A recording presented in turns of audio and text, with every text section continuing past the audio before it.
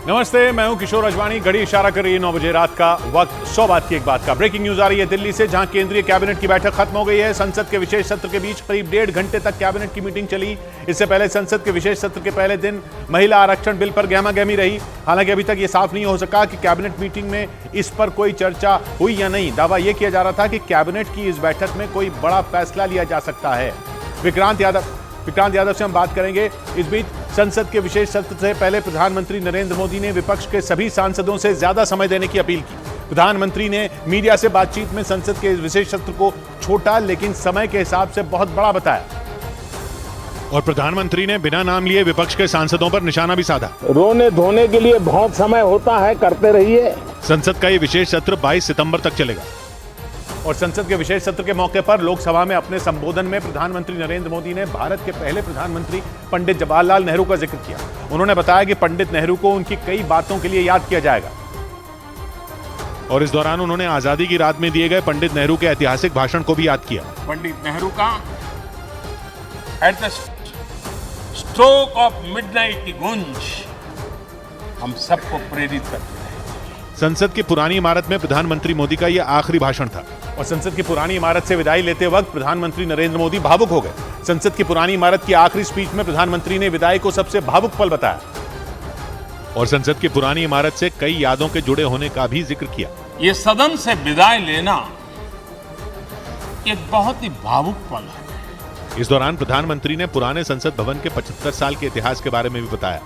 इस बीच खबर है कि संसद की नई इमारत में शिफ्ट होने के दौरान सांसदों को संविधान की एक कॉपी दी जाएगी। इसके लिए सैकड़ों की संख्या में संविधान की कॉपी से भरे बैग संसद पहुंचाए गए, जिसका एक वीडियो भी सामने आया जिसमें सैकड़ों किट में संविधान की कॉपी दिखाई दी। इस किट में एक डाक टिकट भी है जिस पर संसद की पुरानी और नई इमारत की तस्वीर छपी है।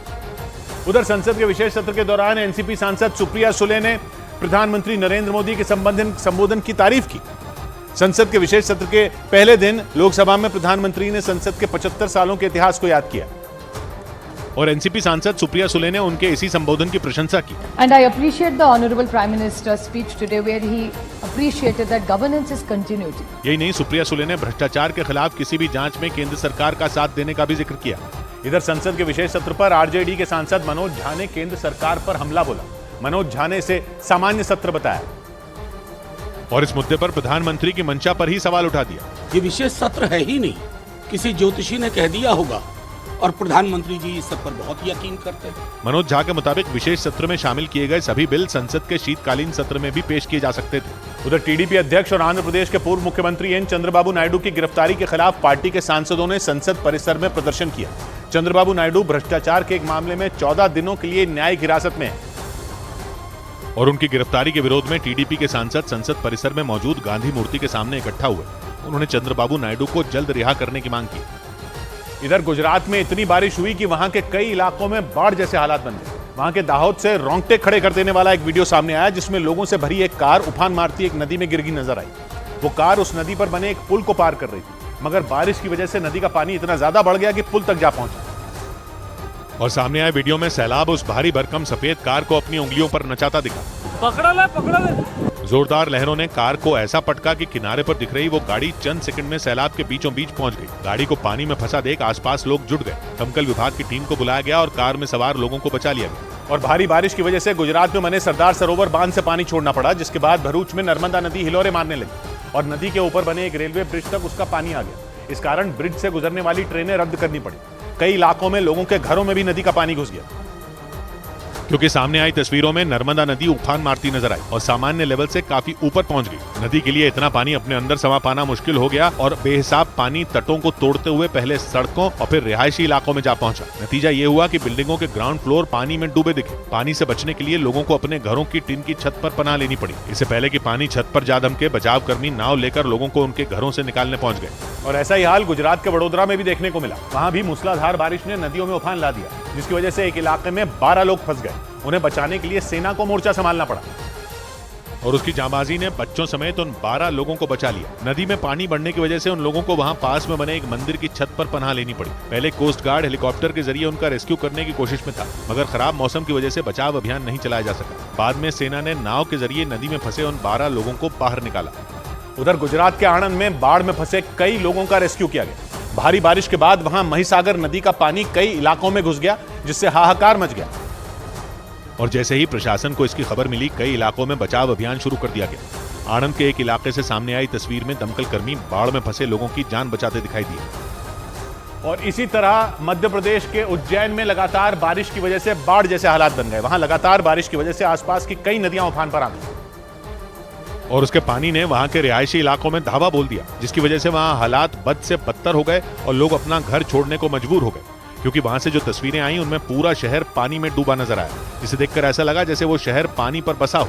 वहां का कोई कोना या कोई हिस्सा नहीं बचा जहां पानी न घुसा हो। वहां से आए एक वीडियो में कई मंदिर भी पानी में डूबे दिखे। पानी भर जाने की वजह से उन मंदिरों का सिर्फ आधा हिस्सा ही नजर आया। बारिश लगातार हो रही है चंबल के पानी के कारण, और दूसरे जिलों में जो बारिश हो रही है उसका असर उज्जैन पे पड़ रहा है। वहीं बाढ़ के बीच फंसे लोगों के लिए राहत और बचाव का काम भी शुरू कर दिया गया और जिला प्रशासन की ओर से बाढ़ग्रस्त इलाकों में खाना पहुंचाया गया। इस बीच उज्जैन में भयंकर बाढ़ के बीच कई लोग अपने ही घरों में फंस गए, जिनका हेलीकॉप्टर की मदद से रेस्क्यू किया गया। इसका एक वीडियो भी सामने आया, जिसमें 2 लोग रस्सी के सहारे उस हेलीकॉप्टर से लटके नजर आए। बताया गया कि लगातार बारिश की वजह से वहां बाढ़ जैसे हालात बन गए। ऐसे में एक गर्भवती महिला और उसका पति बाढ़ के बीच फंस गए, जिसकी जानकारी मिलते ही रेस्क्यू टीम ने पुणे से हेलीकॉप्टर मंगवाया और उसकी मदद से दोनों को रेस्क्यू कर इंदौर पहुंचाया गया। वहां से जो तस्वीरें आई उनमें हर तरफ सिर्फ पानी का ही कब्जा नजर आया और उसके बीच वो हेलीकॉप्टर लोगों को रेस्क्यू करता दिखा। बताया गया कि बाढ़ की वजह से वहां 300 से ज्यादा लोग फंस गए थे, जिन्हें रेस्क्यू कर सुरक्षित जगहों पर भेज दिया गया। उधर राजस्थान के प्रतापगढ़ में लगातार चौथे दिन लगातार बारिश हुई, जिसकी वजह से वहां के कई बांध ओवरफ्लो हो गए। ऐसे में उन बांधों के गेट खोल दिए गए, जिसके बाद वहां के रिहायशी इलाकों में बाढ़ जैसे हालात पैदा हो गए और लोगों के घर आधे से ज्यादा पानी में डूब गए। वहीं कई गांवों का शहर से संपर्क भी टूट गया, जिसकी वजह से लोगों को काफी परेशानी का सामना करना पड़ा। हालांकि हालात संभालने के लिए एसडीआरएफ की 2 टीमों को जयपुर और अजमेर से प्रतापगढ़ भेज दिया गया, लेकिन 4 दिन हुई लगातार बारिश की वजह से वहां का हर कोना पानी में समा गया और लोग उसी के बीच से सफर करने को मजबूर हो गए। बताया गया कि लगातार बारिश की वजह से वहां के स्कूल भी बंद कर दिए गए, क्योंकि बांधों के गेट खोलने की वजह से वहां की एराव नदी उफान पर आ गई और उसके आसपास बसे इलाकों पर खतरा मंडराने लगा। इधर उत्तराखंड के जोशीमठ में पहाड़ खिसकने के बाद एक मकान के ढहने का डराने वाला एक वीडियो सामने आया, जिसमें वो मकान ताश के पत्तों की तरह गिरता नजर आया, जिसे देखकर वहां रहने वाले लोग दहशत में आ गए। इसकी जो तस्वीरें आई उनमें पहाड़ खिसकने की वजह से उस जर्जर मकान पर पत्थर गिरते दिखे और थोड़ी देर में वो पूरा मकान मलबे के ढेर में तब्दील हो गया। पहले उस मकान की दीवारें गिरी और फिर उस मकान की छत भी भरभरा कर गिर गई, जिसकी वजह से वहां धूल उड़ने लगी। बताया गया कि पिछले कई दिनों से वहां लगातार पहाड़ खिसकने की घटनाएं सामने आ रही हैं। ऐसे में खतरा देखते हुए पहले ही कई घरों को खाली कर दिया गया था, लिहाजा किसी भी तरह की जानहानि नहीं हुई। इस बीच जम्मू कश्मीर के पुंछ में भारी बारिश के बाद बाढ़ जैसे हालात हो गए। वहां की नदियां उफान पर बहने लगी और उनके उफनते पानी ने आसपास के इलाकों में जमकर कहर बरपाया, क्योंकि वहां के नदी और नालों का पानी अपनी हदों को तोड़कर सब कुछ बर्बाद करने को बेताब दिखा। भारी बारिश के बाद वहां की सड़कों पर दरिया बहने लगा, कई सड़कें बह गईं, जिसकी वजह से लोग सड़क के दूसरी तरफ फंसे हुए नजर आए। इतना ही नहीं, बाढ़ के पानी की जद में जो रिहायशी इलाके आए वहां तबाही और बर्बादी का मंजर साफ दिखाई दिया। वहां के गली मोहल्ले पानी में डूब गए, कई घरों और स्कूलों में पानी घुस गया, कई दुकानें और उनमें रखा सामान भी पानी की भेंट चढ़ गया। सड़कों पर पानी इतना ज्यादा भर गया कि कई रास्ते पूरी तरह बंद करने पड़े। उधर दक्षिण अफ्रीका के वेस्टर्न केप प्रांत में आई हाई टाइड ने ऐसा हाहाकार मचाया कि प्रशासन के हाथ पांव फूल गए। वहां के एक रेस्टोरेंट में हाई टाइड से तबाही की डरावनी तस्वीरें आई। वेस्टर्न केप में प्रशासन ने पहले ही इसकी चेतावनी जारी कर दी थी और समंदर की डरावनी लहरों ने वो चेतावनी सच साबित कर दी, क्योंकि साउथ अफ्रीका के वेस्टर्न केप प्रांत में समंदर के किनारे बने रेस्टोरेंट में लहरें इतनी तेजी से घुसी कि किसी को संभलने का मौका तक नहीं मिला। हाई टाइड की वजह से उठी समंदर की ऊंची लहरें सारी सीमाएं लांघ कर रेस्टोरेंट में घुसी और चीख पुकार मच गई।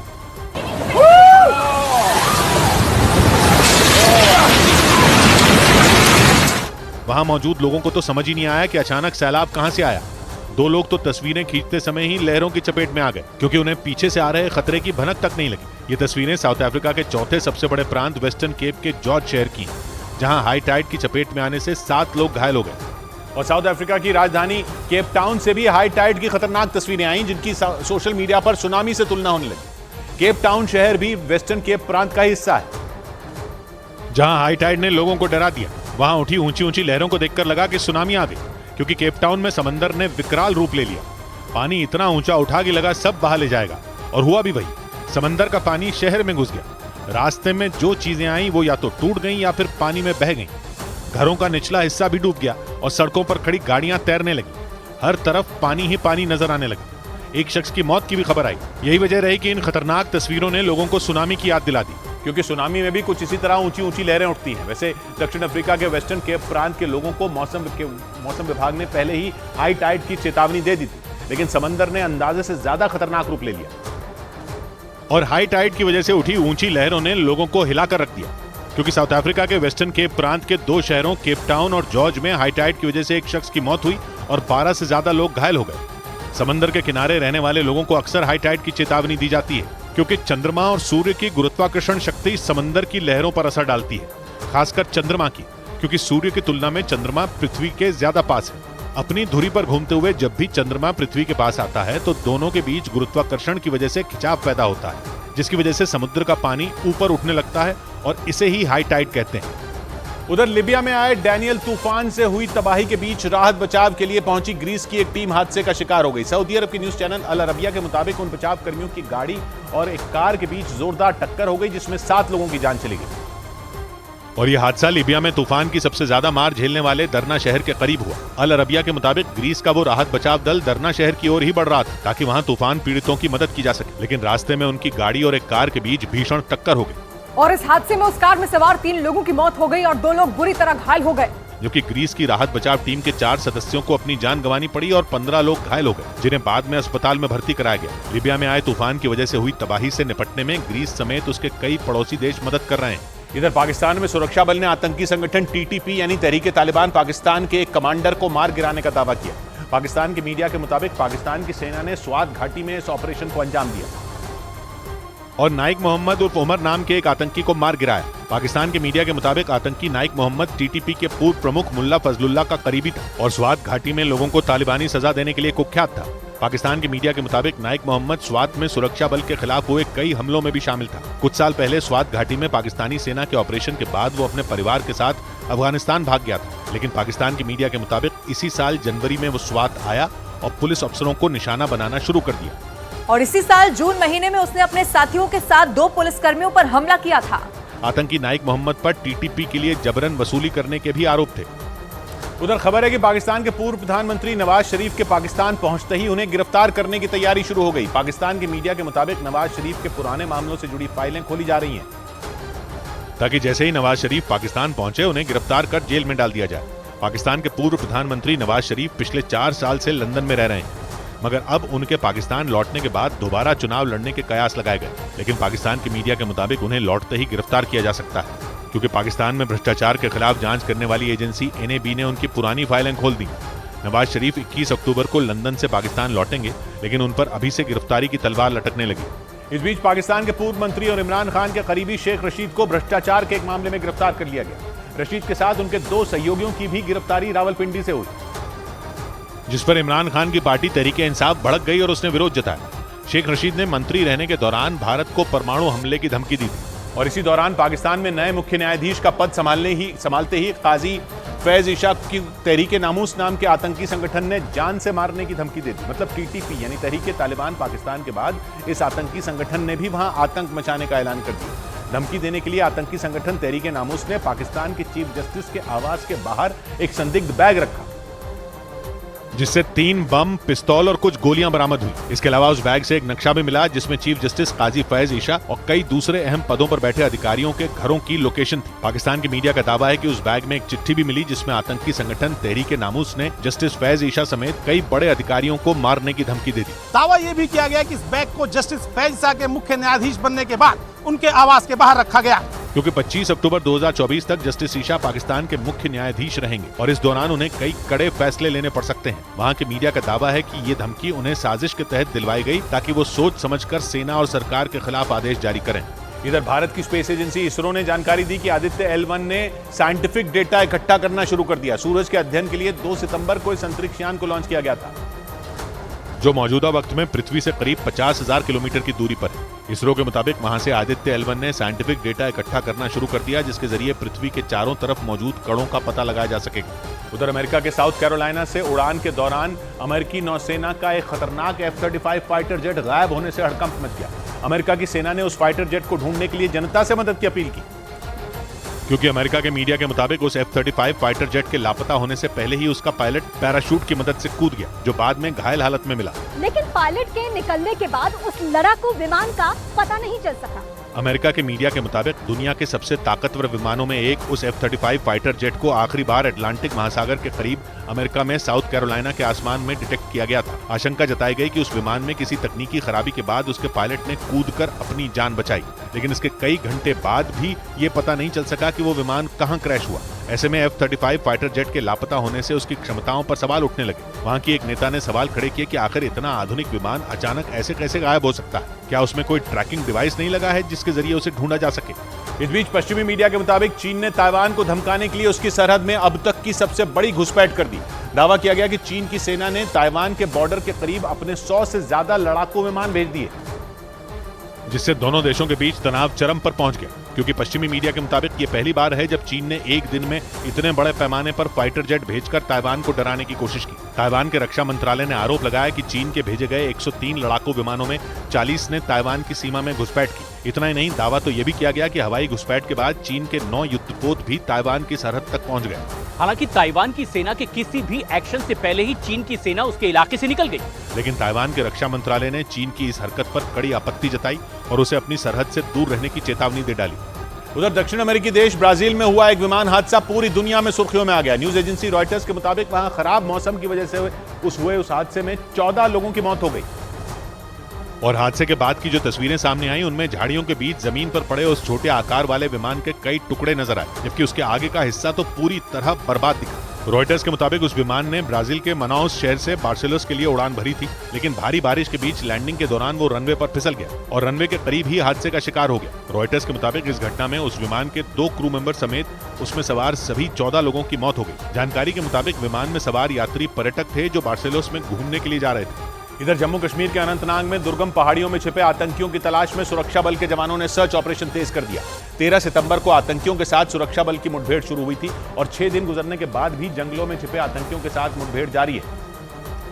और आतंकियों को मार गिराने के लिए पहाड़ पर मौजूद उनके ठिकानों पर ताबड़तोड़ बम बरसाए जा रहे हैं। रॉकेट लॉन्चर से बम दागने के अलावा आतंकियों पर ड्रोन से भी फायरिंग की गई। बीच बीच में फायरिंग हो रही है, धमाकों की आवाज सुनाई दे रही है। यही वो फॉरेस्ट रेंज है और बिल्कुल थोड़ी दूरी पर मैं हूं जहां पे ये ऑपरेशन चल रहा है। सेना का दावा है कि आतंकियों के पास गोला बारूद खत्म हो चुका है, लेकिन ऊंचाई पर छिपे होने की वजह से वो बच रहे हैं। इसीलिए सुरक्षा बल के जवानों ने आतंकियों की तलाश में सर्च ऑपरेशन तेज कर दिया। ड्रोन की मदद से जंगल में चप्पे चप्पे को खंगाला जा रहा है। आतंकियों के साथ चल रही इस मुठभेड़ में 3 बड़े अफसर और 1 जवान शहीद हो चुके हैं, जबकि सेना ने 2 आतंकियों को ढेर करने का दावा किया। इस बीच जम्मू कश्मीर के किश्तवाड़ में पुलिस ने आतंकी संगठन हिजबुल मुजाहिदीन के 3 मददगारों को हिरासत में ले लिया। खबर है कि वो तीनों पाकिस्तान में बैठे आतंकियों के संपर्क में थे और किश्तवाड़ में युवाओं को बरगलाकर उन्हें आतंकी बनाने में जुटे थे, लेकिन पुलिस ने उनकी साजिश नाकाम करते हुए उन तीनों को पकड़कर जेल भेज दिया। उधर यूक्रेन ने दावा किया कि रूस के राष्ट्रपति पुतिन के वफादार और चेचनिया के कमांडर रमजान कादिरव कोमा में हैं और उनकी हालत गंभीर बनी हुई है। खबर यह भी है कि उन्हें इलाज के लिए संयुक्त अरब अमीरात शिफ्ट किया जा सकता है। ये वही कादिरव हैं जिन्होंने यूक्रेन के मारियोपोल को जीतने के लिए खून की नदियां बहा दी थीं। और आरोप है कि उनके इशारे पर उनके लड़कों ने सैकड़ों लोगों को मौत के घाट उतार दिया था। मारियोपोल से यूक्रेन की सेना को खदेड़ने के लिए कादिरव के लड़ाकों ने शहर पर इतने बम बरसाए थे कि पूरा शहर ही खंडहर में तब्दील हो गया था। यही नहीं, वो जंग में यूक्रेन की सेना से लोहा लेने के लिए अपने बेटों तक को उतार चुके हैं। लेकिन यूक्रेन का दावा है कि युद्ध में बेगुनाहों को मारने वाले रमजान कादिरव भी खुद मरने वाले हैं। उसका यह भी दावा है कि वो लाइलाज बीमारी से जूझ रहे हैं और उनकी हालत गंभीर बनी हुई है। दावा किया जा रहा है कि बीमारी की वजह से कादिरव पिछले कई दिनों से कोमा में है और उन्हें अच्छे इलाज के लिए संयुक्त अरब अमीरात शिफ्ट किया जा सकता है। हालांकि रूस ने कादिरव के बीमार होने की जानकारी से इनकार कर दिया। इधर यूक्रेन से जंग के बीच रूस ने अपने बम बरसाने वाले विमानों में लगने वाली मिसाइल को और ज्यादा खतरनाक बना दिया। यह दावा रूस की सेना के एक जनरल ने किया, जिनके मुताबिक Tu-22M बॉम्बर को और ज्यादा शक्तिशाली बना दिया गया। यूक्रेन जंग में पुतिन की फौज अपने बम बरसाने वाले विमानों की ताकत दिखाती आई है, लेकिन अब उसने बॉम्बर में लगने वाली मिसाइल में कुछ बदलाव किया ताकि दुश्मन पर और ज्यादा घातक हमले किए जा सकें। दावा किया गया कि Tu-22M बॉम्बर में जो मिसाइल लगती है उसके वजन को बढ़ा दिया गया। इसका मतलब यह कि रूसी सेना इसके जरिए दुश्मन पर और ज्यादा हमले कर सकेगी, यानी आने वाले दिनों में यूक्रेन की मुश्किलें बढ़ सकती हैं। इस बीच रूस के दोस्ती निभाने के लिए चीन पर जर्मनी की विदेश मंत्री भड़क गई। फॉक्स न्यूज से बातचीत में एनालिना बायाबुक ने चीन के राष्ट्रपति शी जिनपिंग को तानाशाह बता दिया। और साफ कह दिया कि जर्मनी यूक्रेन को समर्थन देता रहेगा। जर्मनी की विदेश मंत्री एनालिना बायाबुक ने यूक्रेन जंग के बीच चीन के पुतिन को समर्थन देने पर सख्त नाराजगी जताई। चीन और जर्मनी के बीच पहले ही व्यापार को लेकर तनाव है। हाल ही में यूरोपीय संघ ने भी चीन की कई कंपनियों के खिलाफ जांच का ऐलान किया था, जिसके बाद चीन भड़क गया। लेकिन इसके बावजूद जर्मनी की विदेश मंत्री ने चीन को खरी खोटी सुना दी, क्योंकि बीते कुछ महीने में रूस और चीन के बीच करीबियां बढ़ गई और इसीलिए जर्मनी आग बबूला हो उठा। लेकिन जर्मनी की विदेश मंत्री ने जैसे ही चीन के राष्ट्रपति शी जिनपिंग की तुलना तानाशाह से की, चीन भी चुप नहीं बैठा। चीन के विदेश मंत्रालय ने उनके बयान की कड़ी निंदा करते हुए उसे उकसाने वाला बता दिया। इधर मध्य प्रदेश चुनाव के लिए कांग्रेस के अपना थीम सॉन्ग लॉन्च करते ही बीजेपी ने उस पर गाना चुराने का आरोप लगा दिया। सत्ताधारी पार्टी ने दावा किया कि कांग्रेस ने अपना थीम सॉन्ग पाकिस्तान के पूर्व प्रधानमंत्री इमरान खान की पार्टी के गाने से चुराया है। मध्य प्रदेश में इस साल के आखिर में ही विधानसभा चुनाव होने, इसलिए दोनों पार्टियां एक दूसरे को घेरने का कोई मौका नहीं छोड़ रही। और उसी कड़ी में कांग्रेस का थीम सॉन्ग लॉन्च होते ही बीजेपी ने उसे पार्टी के पाकिस्तान से प्यार का सबूत बता दिया। मध्य प्रदेश के गृह मंत्री और बीजेपी नेता नरोत्तम मिश्रा ने बाकायदा प्रेस कॉन्फ्रेंस कर कांग्रेस और इमरान खान की पार्टी पीटीआई के थीम सॉन्ग सुनाए। चलो चलो इमरान के साथ, चलो चलो इमरान के साथ, चलो चलो चलो चलो चलो चलो चलो कांग्रेस के संग चलो चलो चलो। ये वीडियो दिखाकर नरोत्तम मिश्रा ने दावा किया कि कांग्रेस का थीम सॉन्ग और इमरान खान की पार्टी का गाना एक जैसे हैं। ये इनको थीम भी चुराना पड़ा तो कांग्रेस से चुराना पड़ा, पाकिस्तान से चुराना पड़ा। मगर इस पर कांग्रेस ने भी राजस्थान में बीजेपी का गाना सुनाकर पलटवार किया।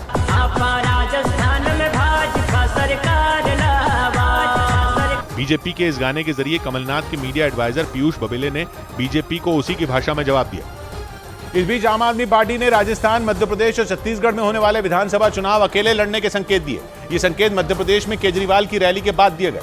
विपक्षी गठबंधन इंडिया में सीट शेयरिंग पर फॉर्मूला तय नहीं हुआ और इसी बीच विधानसभा चुनाव में पार्टी ने अकेले लड़ने का इशारा कर दिया। मध्य प्रदेश, छत्तीसगढ़ और राजस्थान का सवाल है, वहां तो कांग्रेस पार्टी है। कांग्रेस पार्टी ने इस दिशा में अब तक तो कोई पहल की नहीं है, तो हम जैसे अपनी पहली तैयारी कर रहे थे, हम तैयारी कर रहे हैं। इधर सेना के सूत्रों के हवाले से खबर है कि हिंद महासागर में चीन को जवाब देने के लिए भारतीय नौसेना ने बड़ी तैयारी कर ली। सूत्रों के मुताबिक नौसेना के लिए 2035 तक 175 जंगी जहाजों का एक भारी भरकम बेड़ा तैयार कर लिया जाएगा, जो भारत की समुद्री सीमा की सुरक्षा में तैनात किए जाएंगे। सेना के सूत्रों के मुताबिक 68 नए युद्धपोतों और जहाजों के लिए ऑर्डर दे भी दिया गया है, जिनकी कुल कीमत लगभग 2 लाख करोड़ रुपए होगी। रक्षा मंत्रालय का लक्ष्य 2030 तक 155 से 160 युद्धपोत नौसेना के बेड़े में शामिल करने का है। खास बात यह कि इनमें ज्यादातर युद्धपोतों का निर्माण भारत में किया जा रहा है। सूत्रों के मुताबिक दुश्मनों को करारा जवाब देने के लिए लड़ाकू विमानों, हेलीकॉप्टरों और ड्रोन की संख्या भी बढ़ाई जाएगी। चीन से बढ़ते तनाव को देखते हुए इसे बेहद जरूरी कदम बताया गया, क्योंकि हांगकांग के अखबार साउथ चाइना मॉर्निंग पोस्ट के मुताबिक चीन ने पिछले 10 साल में 150 से ज्यादा युद्धपोतों को अपने बेड़े में शामिल कर लिया। इस बीच जमीन घोटाले से जुड़े एक मामले में झारखंड के मुख्यमंत्री हेमंत सोरेन को ईडी ने फिर से समन्स भेजे, जिनमें उन्हें 23 सितंबर को रांची के ईडी ऑफिस में हाजिर होने को कहा गया। और उस दौरान हेमंत सोरेन के खिलाफ दर्ज मनी लॉन्ड्रिंग केस में ईडी के अधिकारी उनसे पूछताछ करेंगे। जमीन घोटाला मामले में हेमंत सोरेन को ईडी ने ये चौथी बार समन्स भेजे। उधर आरएसएस प्रमुख मोहन भागवत ने सनातन धर्म के खिलाफ दिए जा रहे बयान पर अपनी प्रतिक्रिया दी। उन्होंने सनातन धर्म और संस्कृति को बचाने के लिए लोगों से साथ आने की अपील की और साथ ही दो टूक कहा कि इस लड़ाई में सबको एक साथ सनातन और देव संस्कृति के पक्ष में खड़ा होना होगा। तमिलनाडु के मुख्यमंत्री के बेटे उदयनिधि स्टालिन ने सनातन धर्म पर विवादास्पद बयान दिया था। इधर उत्तर प्रदेश के मुरादाबाद में समाजवादी पार्टी के नेता आजम खान के रिश्तेदार के यहां जीएसटी विभाग ने छापेमारी की। जीएसटी विभाग के अधिकारियों ने उनकी फैक्ट्री और घर पर रेड की कार्रवाई की और कई घंटों तक आजम खान के समधी रिजवान खान के ठिकानों की तलाशी ली। इससे पहले आजम खान के कई ठिकानों पर आयकर विभाग ने बड़ी छापेमारी की थी, जो 3 दिनों तक चली थी। उधर ब्रिटिश सरकार ने दूसरे देशों से ब्रिटेन में घूमने और पढ़ने के लिए आने वाले लोगों से लिया जाने वाला वीजा फीस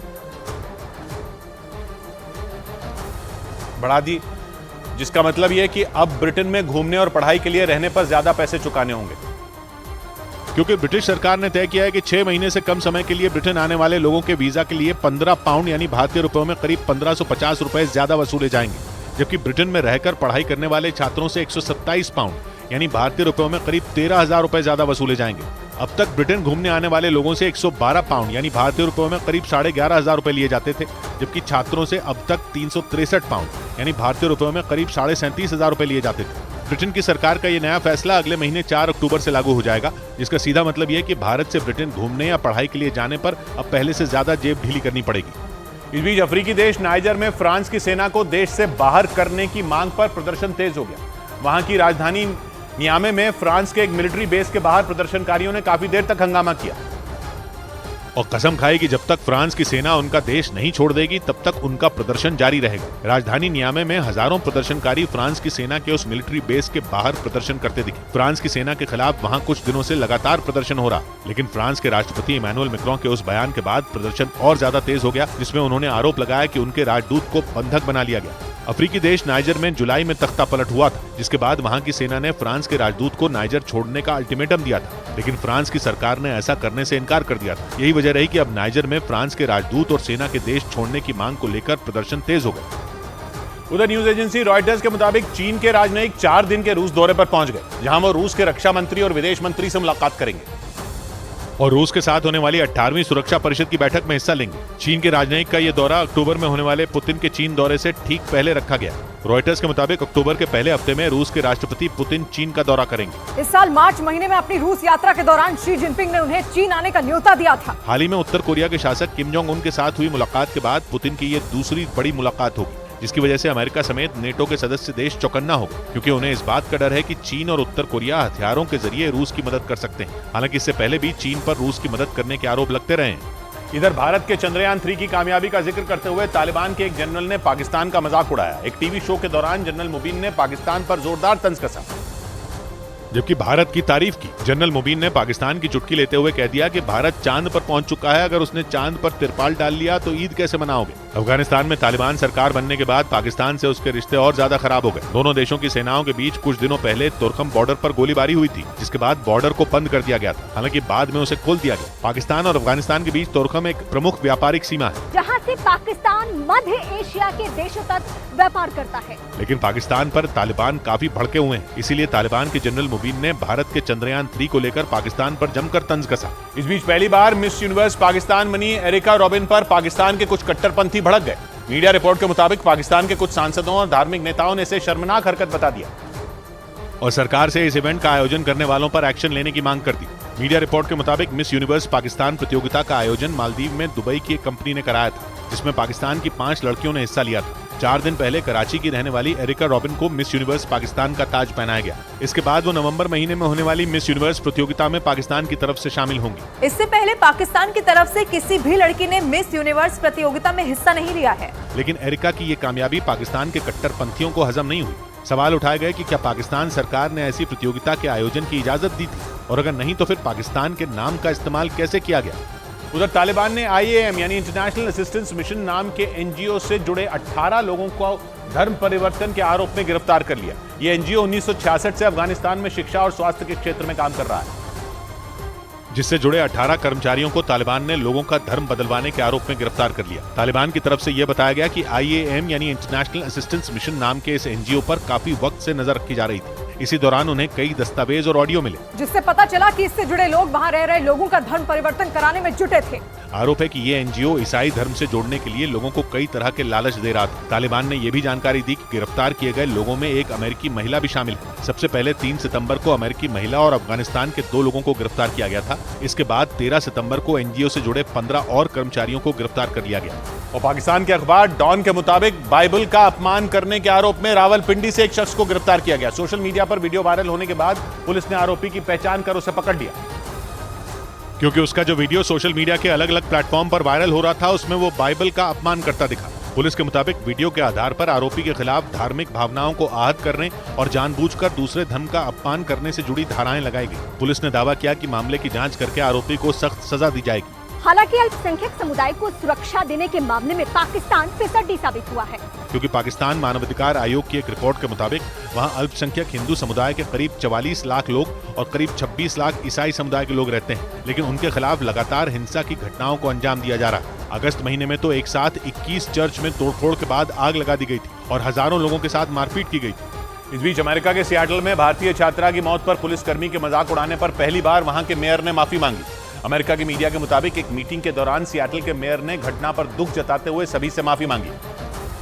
और भरोसा दिया कि मौत पर मजाक उड़ाने वाले आरोपी पुलिसकर्मी को सख्त सजा मिलेगी। पिछले हफ्ते वहां के एक पुलिसकर्मी का वीडियो सामने आया जिसमें वो जाह्नवी कंडूला नाम की छात्रा को कार से टक्कर मारने के बाद फोन पर हंसते हुए और उनकी मौत का मजाक उड़ाते हुए नजर आया था। घटना 23 जनवरी की बताई गई। पुलिसकर्मी का ये वीडियो उसकी वर्दी में लगे कैमरे में रिकॉर्ड हो गया था। वीडियो सामने आने के बाद लोग भड़क गए और आरोपी पुलिसकर्मी पर सख्त एक्शन लेने की मांग कर दी। इस हादसे में मरने वाली छात्रा का नाम जाह्नवी कंडूला था और वो हैदराबाद की रहने वाली थी और पढ़ाई के लिए 2021 में भारत से अमेरिका गई थी।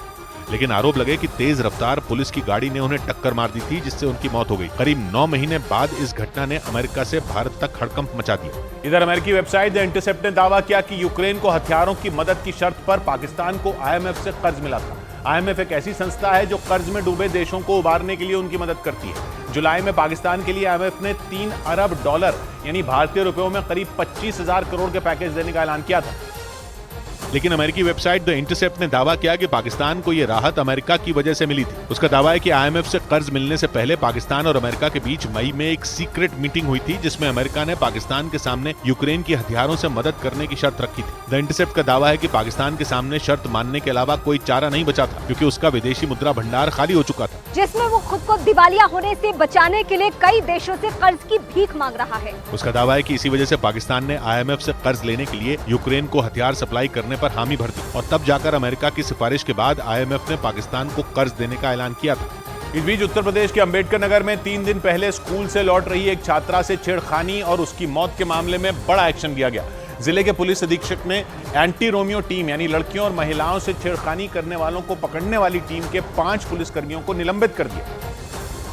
क्योंकि 3 रोज पहले अंबेडकर नगर के हंसवर इलाके में 12वीं में पढ़ने वाली उस छात्रा से छेड़खानी की गई, जिसका एक CCTV वीडियो भी सामने आया, जिसमें एक मोटरसाइकिल सवार कई लड़के साइकिल से जा रही उस छात्रा का दुपट्टा खींचते दिखाई दिए, जिससे उस छात्रा का बैलेंस बिगड़ गया और वो पीछे से आ रही एक दूसरी मोटरसाइकिल से टकरा गई। इस घटना में उस छात्रा की वहीं पर मौत हो गई थी, जिसके बाद इस मामले में SP ने बड़ा एक्शन लिया और उन्होंने हंसवर थाने के प्रभारी और वहां की एंटी रोमियो टीम के 5 पुलिसकर्मियों को सस्पेंड कर दिया। इससे पहले पुलिस ने आरोपियों के साथ मुठभेड़ होने का दावा किया, जिसमें पुलिस ने उस छात्रा का दुपट्टा खींचने के आरोप में 3 लोगों को गिरफ्तार किया। इधर उत्तर प्रदेश के मेरठ में सम्राट मिहिर भोज की यात्रा के मुद्दे पर जमकर बवाल हुआ। यात्रा के दौरान वहां पुलिस और गुर्जर समुदाय के लोगों के बीच किसी बात पर भिड़ंत हो गई, जिसके बाद पुलिस कई लोगों को बस में भरकर थाने ले गई। इसका एक वीडियो भी सामने आया जिसमें पुलिस कुछ लोगों को घसीटते हुए उस बस तक ले जाती दिखी। बताया गया कि गुर्जर समुदाय के लोग बिना अनुमति के सम्राट मिहिर भोज की मूर्ति पर माला चढ़ाने के लिए यात्रा निकाल रहे थे। इस दौरान जब पुलिस ने उन्हें रोका तो वो पुलिस से भिड़ गए, जिसके बाद भीड़ को काबू में करने के लिए पुलिस ने लाठीचार्ज कर दिया और कई लोगों को हिरासत में ले लिया। वहाँ पे कोई शोभा यात्रा नहीं निकाली जाती, इसीलिए कोई शोभा यात्रा की अनुमति प्रशासन और पुलिस के द्वारा वहाँ पे नहीं दी गई थी। पुलिस के मुताबिक हर साल वहां माला चढ़ाने का कार्यक्रम रखा जाता है, लेकिन उसके लिए शोभा यात्रा निकालने की अनुमति नहीं दी गई थी। ऐसे में जब पुलिस यात्रा को रोकने पहुंची तो वहां हंगामा खड़ा हो गया और पुलिस ने 10 लोगों को हिरासत में ले लिया। इस बीच सोशल मीडिया से कमाई को जमीयत उलमा हिंद नाम के मुस्लिम संगठन ने हराम बता दिया। जमीयत उलमा हिंद के कई मुफ्तियों ने सोशल मीडिया पर रील से होने वाली कमाई को शरिया कानून में अवैध माना और सोशल मीडिया पर बिना जरूरत के फोटो शेयर करके पैसे कमाने को भी हराम बताया। जमीयत उलमा हिंद ने यह फैसला पश्चिम बंगाल के दिनाजपुर की बैठक में लिया। उधर ईरान से तेल की तस्करी से परेशान पाकिस्तान ने बलूचिस्तान में करीब 500 पेट्रोल पंप बंद करा दिए। पाकिस्तान का आरोप है कि जिन पेट्रोल पंपों को बंद कराया गया उन पर अवैध रूप से ईरान से तस्करी कर लाए गए सस्ते पेट्रोल और डीजल बेचा जा रहा था, जिनकी कीमत पाकिस्तान में बिक रहे पेट्रोल और डीजल के मुकाबले काफी कम है। हाल ही में पाकिस्तान की सरकार ने तेल की कीमतों में बढ़ोतरी की थी, जिससे वहां 1 लीटर पेट्रोल की कीमत 330 पाकिस्तानी रुपए से भी ज्यादा हो गई। पाकिस्तान की मीडिया का दावा है कि तेल के दाम बढ़ने के बाद ईरान से बलूचिस्तान के रास्ते पेट्रोल और डीजल की तस्करी तेज हो गई और वहां से लाए गए 1 लीटर पेट्रोल को 220 से 230 पाकिस्तानी रुपयों में बेचा जा रहा है। मतलब पाकिस्तान में बिकने वाले पेट्रोल से 100 पाकिस्तानी रुपए सस्ता बेचा जा रहा था। इसी वजह से पाकिस्तान की सरकार ने बलूचिस्तान में मौजूद उन 500 पेट्रोल पंपों को बंद करवा दिया जहां ईरान का पेट्रोल और डीजल बेचा जा रहा था। पाकिस्तान का दावा है कि ईरान से तस्करी कर लाए जा रहे तेल की वजह से उसे काफी नुकसान हो रहा था। इधर ऑनलाइन सट्टेबाजी ऐप महादेव के मालिक सौरभ चंद्राकर के अंडरवर्ल्ड डॉन दाऊद इब्राहिम से जुड़े होने की खबर आई। खुफिया एजेंसियों के सूत्रों का दावा है कि ऑनलाइन सट्टेबाजी का यह पूरा कारोबार 20,000 करोड़ से ज्यादा का है, जिसके खिलाफ पिछले कई दिनों से ईडी की टीम कार्रवाई में जुटी। और खुफिया सूत्रों के मुताबिक जांच के दौरान यह पता चला कि आरोपी सौरभ चंद्राकर के संबंध पाकिस्तान में बैठे दाऊद इब्राहिम से हैं। सूत्र बताते हैं कि कुछ रोज पहले सौरभ से गैंगस्टर लॉरेंस बिश्नोई ने करोड़ों रुपए की डिमांड की थी। दावा है कि लॉरेंस की धमकी के बाद सौरभ चंद्राकर ने उसे दाऊद इब्राहिम से अपनी पहचान होने की धौंस दिखाई थी। सूत्र ये भी बताते हैं कि सौरभ ने लॉरेंस बिश्नोई को अगली बार फोन करने पर गंभीर भुगतान करने तक की धमकी भी दे डाली थी। खुफिया सूत्रों के मुताबिक सौरभ के दाऊद इब्राहिम का नाम लेने के बाद लॉरेंस ने उसे दोबारा फोन नहीं किया।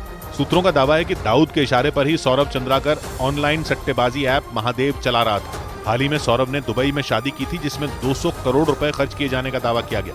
इस बीच उत्तर प्रदेश के बरेली में एक शिव मंदिर में नमाज पढ़ने के आरोप में पुलिस ने एक महिला और उसकी बेटी को गिरफ्तार कर लिया। आरोप है कि एक मौलाना के कहने के बाद दोनों मां बेटी ने मंदिर में नमाज पढ़ी और दोनों के नमाज पढ़ने का वीडियो वायरल होने के बाद पुलिस ने यह कार्रवाई की। यही नहीं, पुलिस ने आरोपी मौलवी के खिलाफ भी केस दर्ज कर लिया। इधर हरियाणा के नूंह में हिंसा भड़कने की आशंका को देखते हुए प्रशासन ने 2 दिन के लिए इंटरनेट सेवा बंद कर दी। पिछले हफ्ते भी इस जिले में प्रशासन ने इस तरह के सख्त कदम उठाए थे और एक बार फिर वहां 2 दिन के लिए इंटरनेट सेवा पर पाबंदी लगा दी गई। प्रशासन के मुताबिक इस दौरान सिर्फ बैंकिंग सेवाएं ही इस्तेमाल की जा सकेंगी। उधर ईरान और अमेरिका के बीच हुई एक डील की शर्त पूरी होने के बाद ईरान और अमेरिका के बीच कैदियों की अदला बदली हुई। दोनों देशों ने एक दूसरे के 5-5 कैदियों को छोड़ा, जिसके लिए अमेरिका और ईरान में कुछ रोज पहले ही एक समझौता हुआ था और उसी समझौते की शर्त पूरी होने के बाद ईरान ने अमेरिका के 5 कैदियों को छोड़ दिया, जिसके बदले अमेरिका ने भी ईरान के 5 कैदियों को रिहा किया। लेकिन इसके लिए अमेरिका को ईरान की एक और शर्त पूरी करनी पड़ी, जिसके मुताबिक दक्षिण कोरिया में ईरान के रोके गए फंड को कतर के सेंट्रल बैंक के जरिए ईरान को भेज दिया गया। ईरान के 600 करोड़ डॉलर यानी भारतीय रुपयों में करीब 50,000 करोड़ रुपए अमेरिकी प्रतिबंधों की वजह से 2018 में रोक दिए गए थे। लेकिन अमेरिका से समझौते के तहत ये पैसे ईरान को भेज दिए गए। हालांकि ईरान के साथ की गई इस डील पर बाइडेन अपने ही देश में घिर गए, क्योंकि अमेरिका और ईरान की दुश्मनी जग जाहिर है और अपने दुश्मन को इतनी बड़ी रकम देना अमेरिका के लिए ही मुसीबत खड़ी कर सकता है। इस बीच सऊदी अरब के न्यूज चैनल अल अरबिया के मुताबिक फारस की खाड़ी में 2 तेल टैंकरों को जब्त करने के ईरान के दावे को अमेरिका ने नकार दिया। व्हाइट हाउस के प्रवक्ता जॉन किर्बी ने ईरान के दावों को झूठा बताया, जबकि ईरान की सेना की ब्रांच IRGC यानी इस्लामिक रिवोल्यूशनरी गार्ड कोर ने 2 दिन में 2 तेल टैंकरों को जब्त करने का दावा किया। IRGC के मुताबिक उनके लड़ाकों ने उन टैंकरों को फारस की खाड़ी में मौजूद स्ट्रेट ऑफ हॉर्मूज से जब्त किया और उन्हें अपने बंदरगाह तक ले गए। इतना ही नहीं, IRGC ने उन टैंकरों के चालक दल को भी हिरासत में लेने का दावा किया। लेकिन जॉन किर्बी ने ईरान के दावों को सिरे से खारिज कर दिया और बताया कि वहां अमेरिका और उसके सहयोगियों की मजबूत सुरक्षा के बीच किसी भी तेल टैंकर के लापता होने की जानकारी नहीं मिली।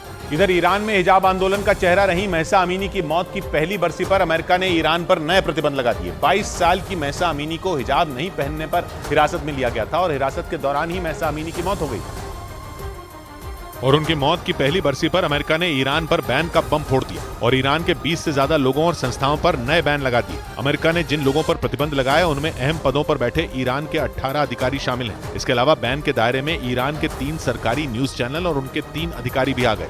इससे पहले अमेरिकी विदेश मंत्रालय ने ईरान के 40 अधिकारियों पर वीजा प्रतिबंध लगाए थे। लेकिन इस बीच ईरान की सरकार ने हिजाब से जुड़े मामलों में सख्ती बढ़ा दी। वो एक नया कानून लाने की तैयारी में है, जिसके तहत हिजाब नहीं पहनने वाली महिलाओं को लंबे समय तक जेल में रखा जा सकेगा और जो मशहूर हस्तियां नियमों का पालन नहीं करेंगी उन्हें कड़ी सजा दी जाएगी। उधर इजरायल की खुफिया एजेंसी मोसाद ने ईरान के खतरनाक हथियारों पर एक हैरान करने वाली जानकारी दी। इजरायल का दावा है कि ईरान अपने बेहद खतरनाक हथियारों को सीरिया में छुपा रहा है और सीरिया में मौजूद ईरान की फौज की इमाम हुसैन डिवीजन उन हथियारों की सुरक्षा में तैनात है। ईरान के खतरनाक हथियारों में परमाणु हथियार भी शामिल हैं या नहीं, इस पर मोसाद भी खुलकर कुछ कहने की हालत में नहीं है। लेकिन इन हथियारों में ईरान के खतरनाक ड्रोन शामिल हो सकते हैं। माना जा रहा है कि ईरान की फौज ने कुछ अंडरग्राउंड एयरबेस भी सीरिया में बनाए हैं, जिनमें फाइटर जेट और हवा से दागी जाने वाली मिसाइलों का बड़ा भंडार मौजूद है। इजरायल की खुफिया एजेंसी के मुताबिक सीरिया में ये खुफिया ठिकाने किसी रिहायशी इलाके में छिपाकर बनाए गए हैं ताकि किसी को इनकी भनक तक न लगे।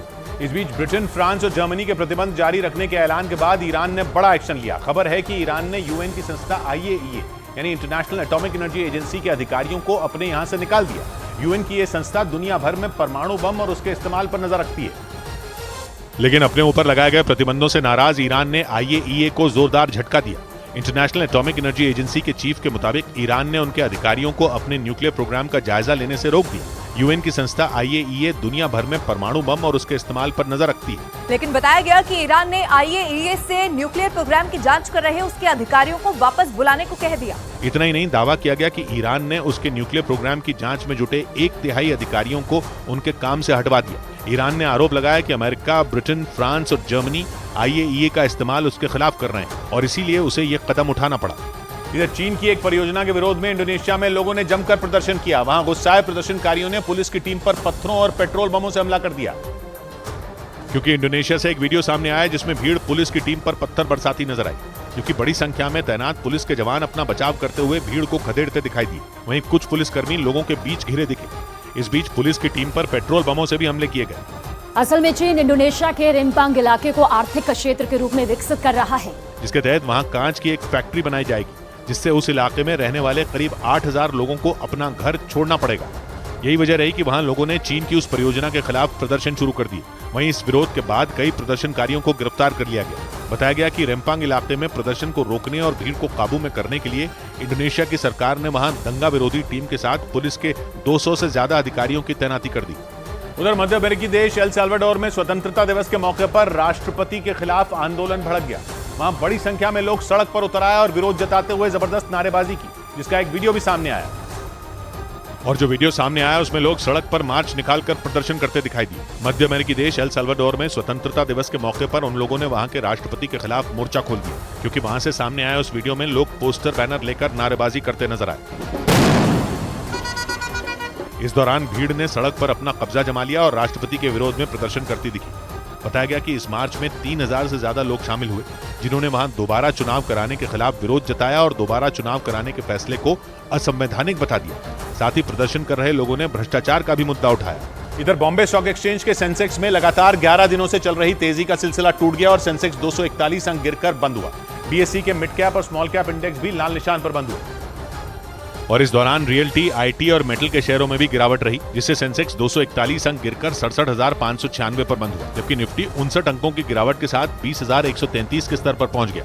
इस बीच छत्तीसगढ़ से कांग्रेस विधायक रामकुमार यादव ने अपने एक वायरल वीडियो पर सफाई दी। उस वायरल वीडियो में वो नोटों की गड्डियों के साथ बैठे दिखाई दिए, जिसके बाद राज्य में सियासत गर्मा गई और बीजेपी ने वीडियो पर सवाल उठाए, जिसमें छत्तीसगढ़ के चंद्रपुर विधानसभा क्षेत्र से कांग्रेस विधायक रामकुमार यादव एक कमरे में एक सोफे पर बैठे दिखे और उनके सामने उसी कमरे में एक बेड पर नोटों की गड्डियों के कई बंडल रखे दिखाई दिए, जिनमें 500 रुपए के नोटों के साथ ही 200 रुपए के नोटों की गड्डियों के भी कई बंडल रखे दिखे। उसी बेड के एक कोने में सफेद शर्ट पहने एक आदमी भी बैठा दिखाई दिया, जो उन रुपयों की तरफ इशारा करके विधायक रामकुमार यादव से बात करता दिखा, जिसका वीडियो वहीं पर बैठे किसी आदमी ने बनाया। इसी वीडियो के वायरल होने के बाद कांग्रेस विधायक पर सवाल उठे, जिस पर उन्होंने सफाई दी और इसे विपक्ष की साजिश बताया। ये लोग तरह-तरह के षड्यंत्र करते हैं। विधायक रामकुमार यादव के इस वायरल वीडियो को लेकर बीजेपी ने कांग्रेस पर हमला बोला और जांच की मांग भी की। इधर दिल्ली में लूट का चौंकाने वाला एक मामला सामने आया, जिसमें गुरुग्राम से घर लौट रही एक लड़की पर बदमाशों ने चाकू से हमला कर दिया। आरोप लगा कि वहां उस लड़की की किसी ने मदद नहीं की और ना ही कोई पुलिसकर्मी वहां नजर आया, जिसके बाद वो बड़ी मुश्किलों से घायल हालत में अपने घर पहुंच सकी। जिसके बाद उस लड़की के परिवार के लोगों ने उसे दिल्ली के संजय गांधी मेमोरियल अस्पताल में भर्ती कराया, लेकिन हालत गंभीर होने के कारण उसे इलाज के बाद सफदरजंग अस्पताल के लिए रेफर कर दिया गया।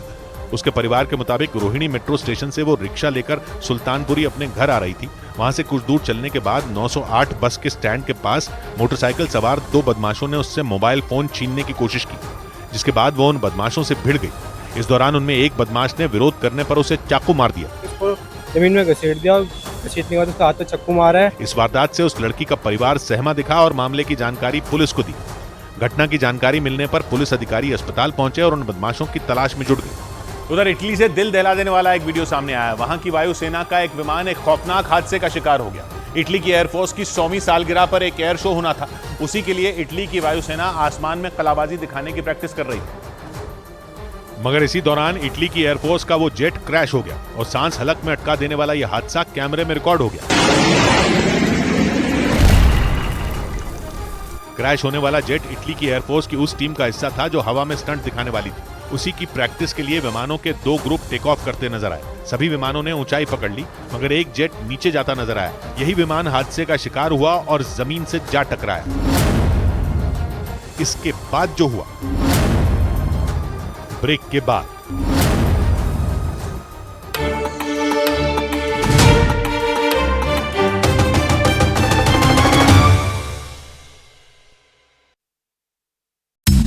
ब्रेकिंग न्यूज आ रही है दिल्ली से, जहां केंद्रीय कैबिनेट की बैठक खत्म हो गई है। संसद के विशेष सत्र के बीच करीब 1.5 घंटे तक कैबिनेट की मीटिंग चली।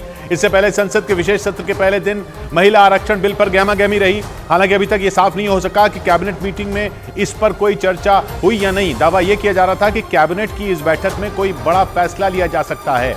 विक्रांत यादव से हम बात करेंगे। इस बीच संसद के विशेष सत्र से पहले प्रधानमंत्री नरेंद्र मोदी ने विपक्ष के सभी सांसदों से ज्यादा समय देने की अपील की। प्रधानमंत्री ने मीडिया से बातचीत में संसद के विशेष सत्र को छोटा लेकिन समय के हिसाब से बहुत बड़ा बताया और प्रधानमंत्री ने बिना नाम लिए विपक्ष के सांसदों पर निशाना भी साधा। रोने धोने के लिए बहुत समय होता है, करते रहिए।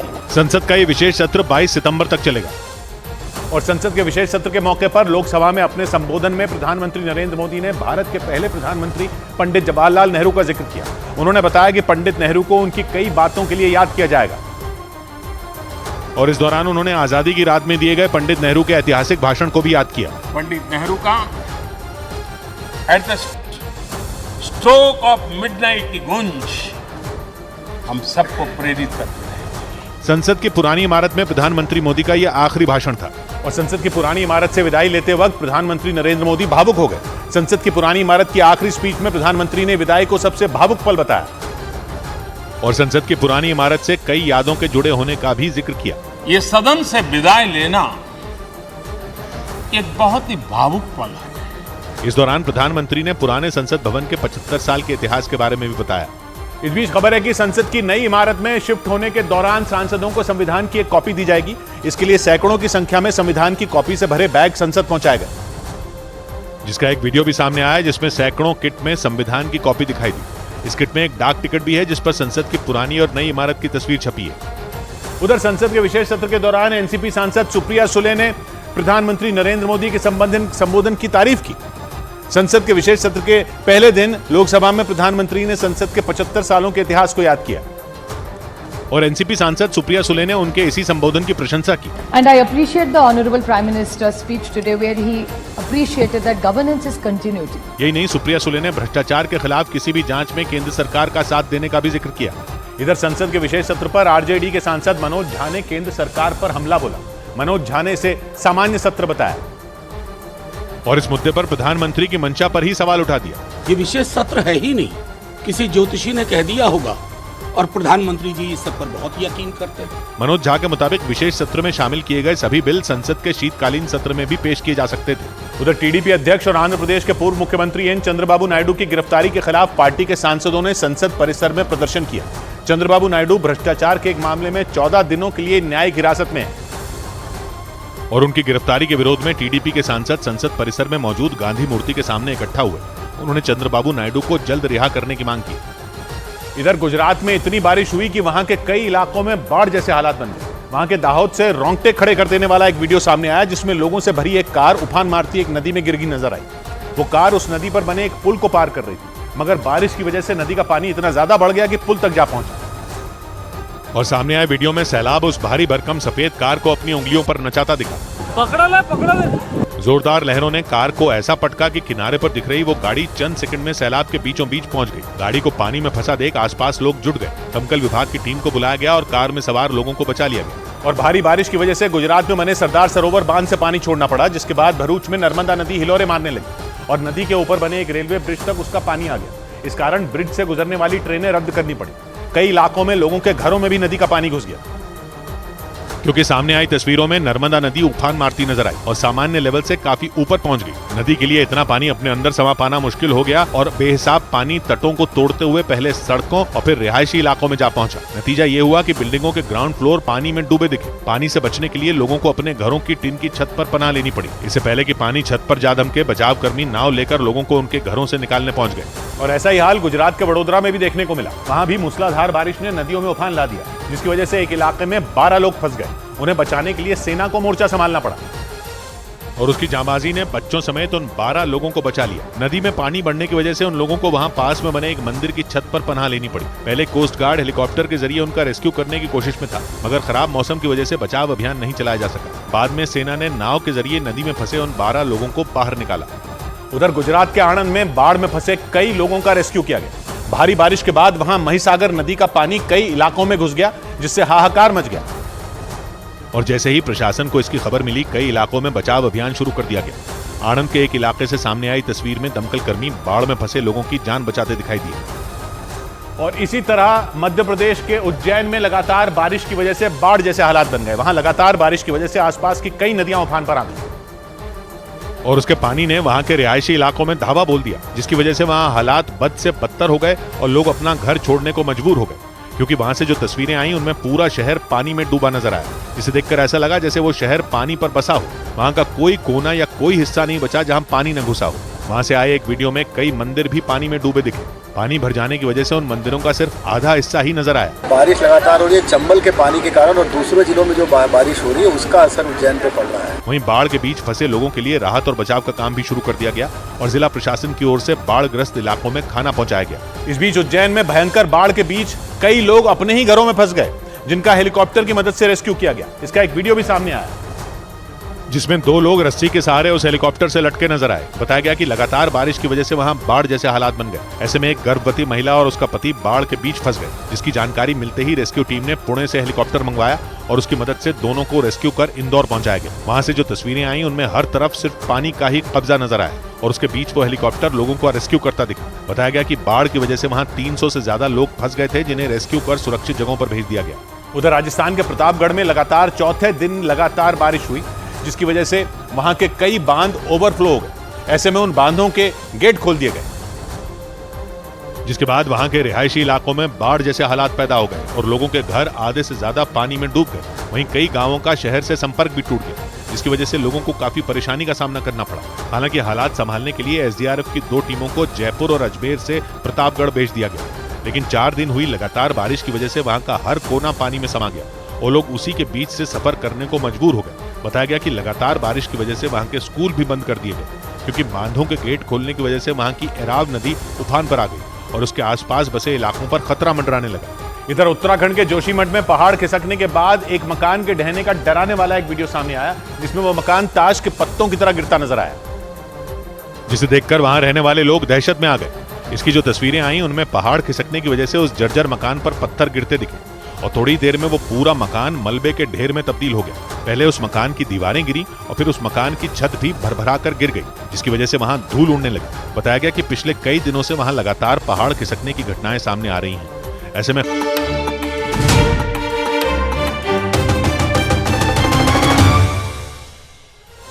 ब्रेकिंग न्यूज है। महिला आरक्षण बिल पर सूत्रों का दावा है कि केंद्रीय कैबिनेट ने 33% महिला आरक्षण वाले बिल को मंजूरी दे दी है। माना जा रहा है कि बुधवार को यह बिल संसद में पेश किया जा सकता है। इस बिल के कानून बनने के बाद संसद में 33% सीटें महिलाओं के लिए आरक्षित हो जाएंगी। पहले यह माना जा रहा था कि संसद के विशेष सत्र के पहले ही दिन बुलाई गई कैबिनेट की बैठक में कोई बड़ा फैसला हो सकता है। यतेंद्र हमारे साथ जुड़ रहे हैं। तो यतेंद्र, जो बड़ा फैसला है वो महिला आरक्षण बिल पेश करने का है। देखिए, बिल्कुल अमृत काल में मोदी कैबिनेट ने एक बड़ा फैसला किया और सूत्रों की माने तो 33% महिला आरक्षण बिल को मोदी कैबिनेट ने आज मंजूरी दे दी है। पहले ही दिन जो संसद का विशेष सत्र है उसमें मोदी सरकार की कैबिनेट बुलाएगी, क्योंकि आमतौर पर ये कैबिनेट बुधवार को होती है, लेकिन आज सोमवार को ये बैठक बुलाएगी। तभी से मैसेज जो कह सकते हैं एक संकेत मिलने शुरू हो गए थे कि मोदी सरकार बड़ा फैसले लेने वाली है। तो अमृत काल जो मोदी सरकार बना रही है आजादी के 75 सालों के बाद, उस अमृत काल में ये बड़ा फैसला जो आधी आवाज दी जाती है और महिलाओं को बड़ा तोहफा मोदी सरकार के द्वारा किया गया। और आज प्रधानमंत्री मोदी ने कहा थे कि छोटा सत्र जरूर है लेकिन महत्वपूर्ण फैसला होगा, बड़े फैसले होंगे। और आज कैबिनेट ने जो सूत्र बता रहे हैं उस फैसले को मंजूरी दे दी है। 2010 में ये हंगामे के कारण रुक गया था, लोकसभा में पास नहीं हो पाया था, लेकिन अब मोदी सरकार का ये फैसला है कि 33% रिजर्वेशन महिलाओं को दिया जाएगा और बुधवार को इसे पेश कर दिया जाएगा। जी शुक्रिया यतेंद्र आपका। उधर इजरायल और सऊदी अरब के कूटनीतिक रिश्ते सुधारने की अमेरिका की कोशिशों को बड़ा झटका लगा, क्योंकि फिलिस्तीन की वजह से दोनों देशों की बातचीत बीच में ही बंद हो गई। यह दावा इजरायल की मीडिया ने किया और जानकारी दी कि सऊदी अरब ने अमेरिका से 2 टूक बोल दिया कि वो फिलिस्तीन पर इजरायल की नेतन्याहू सरकार के रुख से नाराज है, जबकि इजरायल पहले ही साफ कर चुका है कि वो फिलिस्तीन के मुद्दे पर कोई समझौता नहीं करेगा। पिछले कुछ दिनों से तो फिलिस्तीन और इजरायल की सेना के बीच झड़प भी बढ़ गई और इसी बात पर सऊदी अरब के क्राउन प्रिंस की इजरायल से नाराजगी की खबर आ गई, क्योंकि उन्होंने अमेरिका से बोल दिया है कि फिलहाल इजरायल से बातचीत जारी रखने का कोई फायदा नहीं। इजरायल की मीडिया ने दावा किया कि सऊदी अरब ने इजरायल के 2 मंत्रियों के बयान का जिक्र किया और उन्हीं बयानों को इजरायल से बातचीत रोकने का आधार बनाया, क्योंकि उन्होंने कहा था कि नेतन्याहू सरकार फिलिस्तीन को कोई राहत नहीं देगी। इस बीच इटली से दिल दहला देने वाला एक वीडियो सामने आया। वहां की वायुसेना का एक विमान खौफनाक हादसे का शिकार हो गया। इटली की एयरफोर्स की 100वीं सालगिरह पर एक एयर शो होना था। उसी के लिए इटली की वायुसेना आसमान में कलाबाजी दिखाने की प्रैक्टिस कर रही थी, मगर इसी दौरान इटली की एयरफोर्स का वो जेट क्रैश हो गया और सांस हलक में अटका देने वाला यह हादसा कैमरे में रिकॉर्ड हो गया। क्रैश होने वाला जेट इटली की एयरफोर्स की उस टीम का हिस्सा था जो हवा में स्टंट दिखाने वाली थी। उसी की प्रैक्टिस के लिए विमानों के 2 ग्रुप टेक ऑफ करते नजर आए। सभी विमानों ने ऊंचाई पकड़ ली, मगर एक जेट नीचे जाता नजर आया। यही विमान हादसे का शिकार हुआ और जमीन से जा टकराया और फिर आग का गुबार फूट पड़ा। लेकिन जमीन पर टकराने से महज चंद सेकंड पहले उस जेट का पायलट पैराशूट लेकर उड़ गया। वो इस हादसे में बाल बाल बच गया, मगर जेट वहां खड़ी एक कार से भिड़ गया और उसमें मौजूद एक 5 साल की बच्ची अपनी जान से हाथ धो बैठी। इधर ऑस्ट्रेलिया की राजधानी कैनबरा की एक यूनिवर्सिटी में हुए चाकू से हमले की खबर ने पूरे ऑस्ट्रेलिया में सनसनी फैला दी। बताया गया कि इस हमले में 3 लोग घायल हो गए, जिन्हें अस्पताल में भर्ती करवाया गया। यूनिवर्सिटी के मुताबिक दोपहर करीब 2 बजे एक लड़का उस यूनिवर्सिटी में घुसा और उसने 3 लोगों पर हमला कर दिया, जिसकी वजह से वो बुरी तरह घायल हो गए। हालांकि मामले की जानकारी मिलते ही पुलिस वहां पहुंच गई और आरोपी को गिरफ्तार कर लिया। लेकिन यूनिवर्सिटी में दिन दहाड़े हुई इस घटना से दहशत फैल गई। ऐसे में उस यूनिवर्सिटी की तरफ से सभी बच्चों और स्टाफ को एक ईमेल भेजा गया और शांति बनाए रखने की अपील की गई। वहीं हमले के पीछे की वजह जानने के लिए पुलिस आरोपी से पूछताछ में जुट गई। उधर खबर है कि दक्षिण अमेरिकी देश अर्जेंटीना भारत के ध्रुव हेलीकॉप्टर के लिए एक बड़ी डील कर सकता है। यूरेशियन टाइम्स नाम की वेबसाइट के मुताबिक अर्जेंटीना की वायुसेना के पायलटों ने बेंगलुरु में ध्रुव हेलीकॉप्टर को उड़ाया और उसकी ताकत को परखा। यूरेशियन टाइम्स के मुताबिक अर्जेंटीना 20 ध्रुव हेलीकॉप्टर के ऑर्डर देने पर विचार कर रहा है, क्योंकि दुनिया के 8वें सबसे बड़े देश अर्जेंटीना को अपने पर्वतीय क्षेत्र की सुरक्षा के लिए हल्के लड़ाकू हेलीकॉप्टरों की जरूरत है। हालांकि अर्जेंटीना की फौज के पास करीब 100 हेलीकॉप्टर हैं, लेकिन वो ज्यादातर 45 साल से ज्यादा पुराने हैं। यही वजह रही कि अर्जेंटीना जल्द हल्के हेलीकॉप्टरों को खरीदने की तैयारी में जुट गया। यूरेशियन टाइम्स के मुताबिक अर्जेंटीना की वायुसेना के पायलटों ने खुद ध्रुव हेलीकॉप्टर को उड़ाया और उसके प्रदर्शन को देखा। ध्रुव हेलीकॉप्टर आसमान में काफी ऊंचाई तक और किसी भी मौसम में उड़ान भरने में सक्षम है। ये 12 सैनिकों को एक साथ लेकर उड़ सकता है, जबकि इसका रुद्र वर्जन दिन के साथ रात में भी आसानी से बड़े ऑपरेशन को अंजाम दे सकता है। इधर महाराष्ट्र के औरंगाबाद में स्टेडियम में अतिक्रमण के विरोध में कुछ खिलाड़ियों ने आत्मदाह की कोशिश की। इस मुद्दे पर वहां कई खिलाड़ी पिछले कुछ दिनों से धरने पर बैठे थे, लेकिन उनका आरोप है कि प्रशासन ने उनकी मांगे नहीं सुनी, जिसके बाद वहां धरना दे रहे कुछ खिलाड़ियों ने अपने शरीर पर पेट्रोल डालकर खुदकुशी की कोशिश की। हालांकि वहां मौजूद पुलिस और लोगों ने उन्हें ऐसा करने से रोक दिया। इस बीच राजस्थान के नागौर में ड्रग्स की तस्करी के आरोप में पुलिस ने पूजा भादू नाम की महिला को गिरफ्तार कर लिया। वो सोशल मीडिया पर भी काफी एक्टिव थी और पुलिस ने उनके पास से भारी मात्रा में ड्रग्स और हथियार बरामद करने का भी दावा किया। खबर है कि पुलिस उस इलाके में ड्रग्स के दूसरे तस्करों को भी पकड़ने के लिए अभियान चला रही है। इधर हरियाणा के सोनीपत में मारपीट का चौंका देने वाला एक वीडियो सामने आया, जिसमें टोल प्लाजा के कई कर्मचारी एक महिला और उसके पति को बेरहमी से पीटते हुए नजर आए।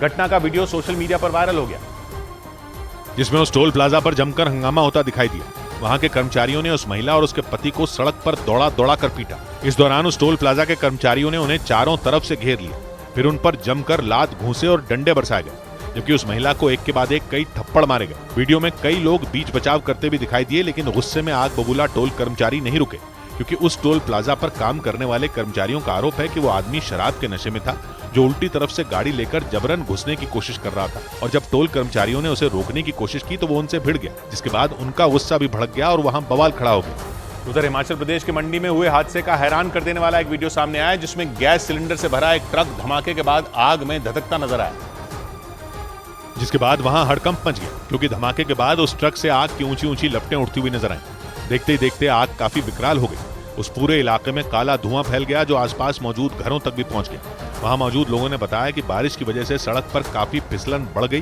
जिसकी वजह से रसोई गैस के सिलेंडरों से भरा वो ट्रक पलट गया। पलटते ही उसमें जोरदार धमाका हुआ और भीषण आग लग गई, जिसे देखकर वहां मौजूद लोग डर गए। हालांकि मशक्कत के बाद पुलिस और दमकल की टीम ने ट्रक में लगी आग को बुझा दिया, लेकिन तब तक ट्रक और उसमें रखे गैस के सिलेंडर जलकर राख हो गए। लेकिन राहत की बात यह रही कि हादसे के वक्त ट्रक में ड्राइवर समेत 2 लोग सवार थे, जिनकी जान बचा ली गई। इस बीच अफ्रीकी देश सूडान में लड़ाई के बीच एक तेल कंपनी की इमारत आग की भेंट चढ़ गई।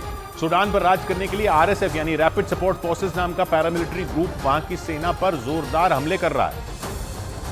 और सूडान के मीडिया के मुताबिक दोनों के बीच हुई गोलीबारी के बाद ही उस इमारत में आग लग गई, जिसके बाद इमारत का ज्यादातर हिस्सा आग के गोले में तब्दील हो गया। वहां से सामने आए एक वीडियो में उस इमारत से आग की लपटें निकलती दिखाई दी, जबकि लपटों से निकलने वाला काला धुआं आसपास के इलाके में फैलता नजर आया।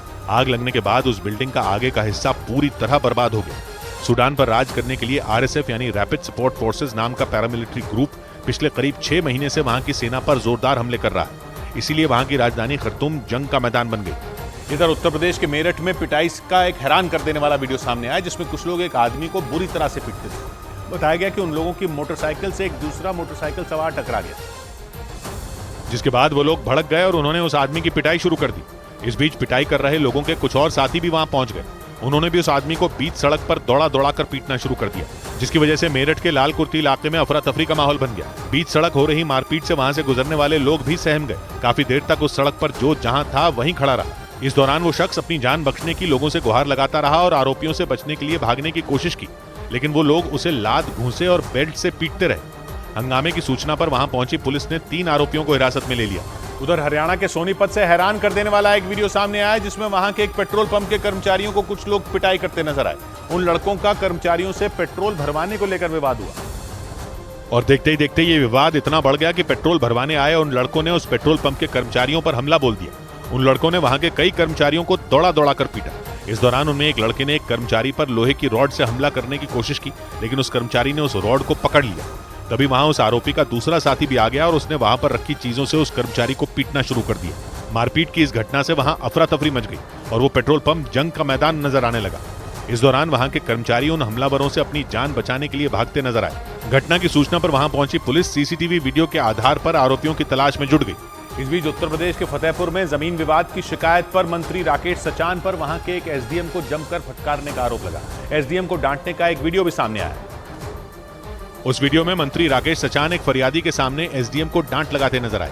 तुम्हारी ये क्षमता नहीं है कि तुम तहसील चला पाओ, हमें तो लगता है। जिस समय एसडीएम को मंत्री ने फटकारा उस समय वहां कई लोग मौजूद दिखाई दिए।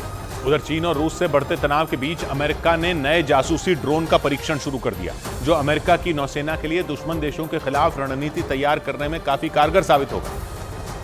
क्योंकि अमेरिका के नए जासूसी ड्रोन को एक खास तकनीक की मदद से तैयार किया गया, जिससे किसी भी देश के जहाजों और विमानों का पता लगाना बेहद आसान हो जाएगा। जिसके लिए अमेरिका ने गुआम के एंडरसन एयरफोर्स बेस पर नए जासूसी ड्रोन को तैनात किया और परीक्षण शुरू कर दिया। बताया गया कि नए जासूसी ड्रोन को खास तौर पर निगरानी के लिए बनाया गया, जो समंदर पर दूसरे देशों के युद्धपोत और हर हवाई गतिविधियों पर बारीकी से नजर रखेगा।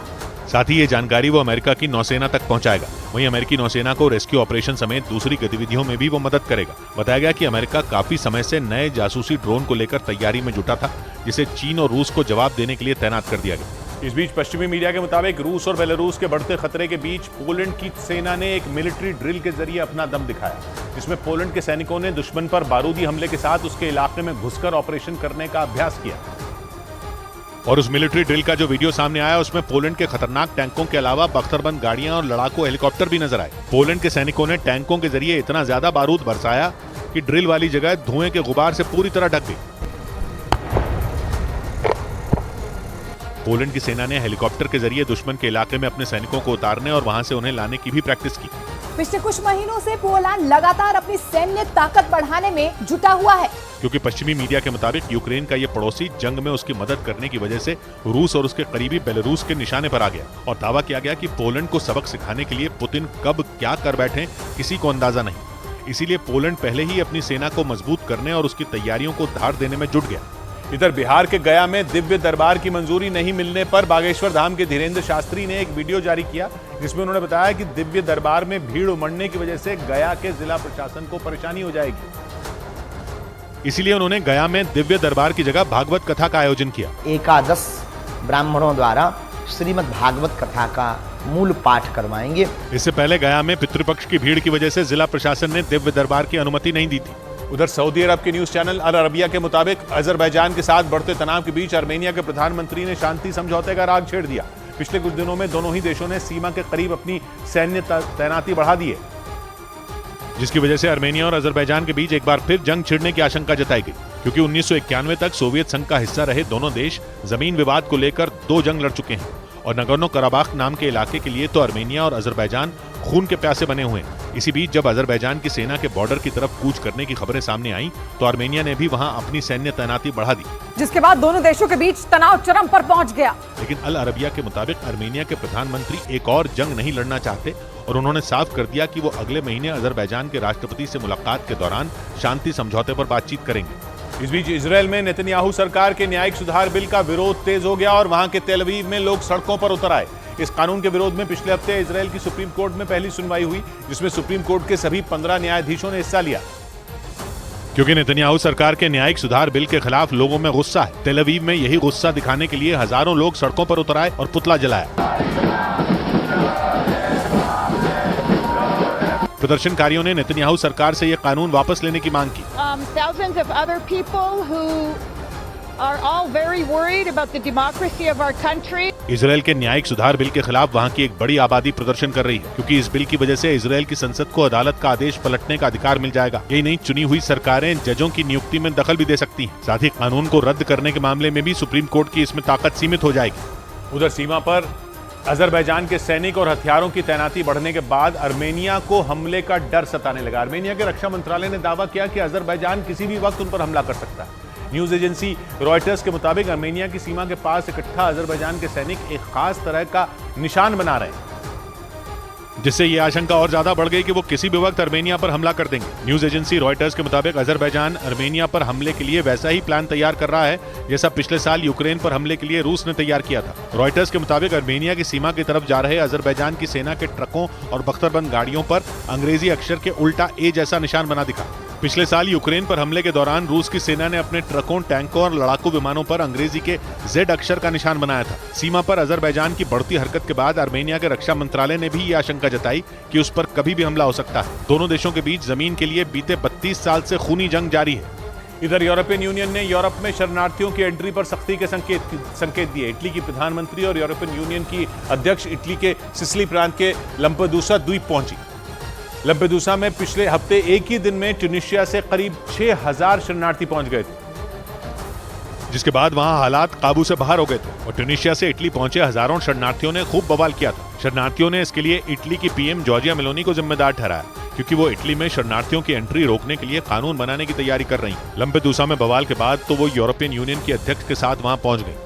उन्होंने वहां के हालात का जायजा लिया, जिसके बाद केवल इटली ही नहीं पूरे यूरोप में शरणार्थियों की एंट्री पर सख्ती के संकेत मिले। But we will decide who comes to the European Union and under what circumstances.